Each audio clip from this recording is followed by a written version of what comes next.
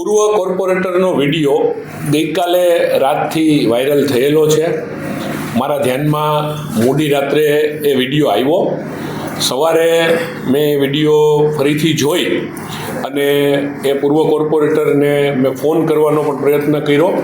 એમનો phone switch off આવે છે. એટલે મેં કાર્યાલયથી રૂબરૂ એમના ઘરે એમને મેસેજ આપવાનો પ્રયત્ન કરેલો છે. એમની સુધી મેસેજ પહોંચી જશે એટલે એમનો મને ફોન આવશે. હું આવી રીતની વાત આખા શહેરમાં આ વિડીયો વાયરલ થયો છે ને આપના મીડિયાના માધ્યમથી મને અનેક ફોન આ બાબતનું પૂછવા માટેના આવી રહ્યા છે અને આપ પણ અત્યારે રૂબરૂમાં પણ મને આ વસ્તુ પૂછવા આવ્યા છો.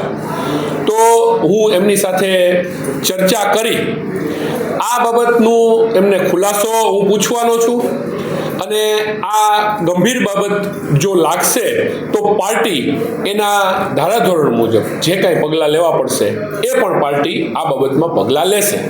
આમાં જે વિડીયોમાં જે વાત કરવામાં આવી રહી છે, પૈસા માંગવામાં આવી રહ્યા છે, બાંધછોડ કરવામાં આવી રહી છે, જે રીતના વહીવટના પૈસા હોય, જો આવું પુરવાર થશે તો પાર્ટી કાર્યવાહી કરશે. કેમ કે મહાનગરપાલિકાની ચૂંટણી આવતી હોય સમય પાર્ટીને પણ ડેમેજ તૈયાર હોય.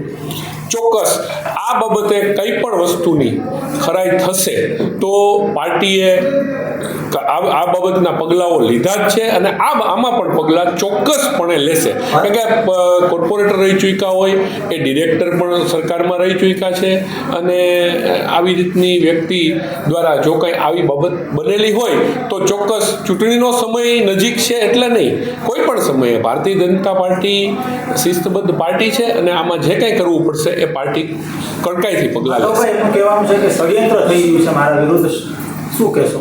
ખરા અર્થમાં એમનું કહેવાનું ના, એમનું કહેવાનું એવું હોય પણ એમણે મારી સાથે હજી વાત નથી કરી. મેં સામેથી પ્રયત્ન કર્યો હતો પણ એમનો ફોન સ્વિચ ઓફ છે એટલે મેં કહ્યું મેં રૂબરૂ અહીંથી કાર્યાલયથી કોઈ જઈને એમને કહેશે એટલે હું એમની વાત સાંભળી લઈશ. પણ એવું કાંઈ ભારતીય જનતા પાર્ટીમાં આવી રીતનું કોઈ અમારા કોઈ કાર્યકર્તા ષડયંત્ર કરે કે એવી કોઈ વાત નથી. મેં વિડીયોમાં આપ સૌએ જોયું એ જ જોયું કે મેં વિડીયોમાં એ જોયું એ જે રીતના જવાબ દે છે પૈસા અનિલભાઈ મકવાણા. હું કોઈ વસ્તુ છુપાવવા નથી માંગતો કેમ કે એમનું નામ બધાને ખબર છે અને હું એ નામ ન લઉં તો મારી ઓલી ગણાય.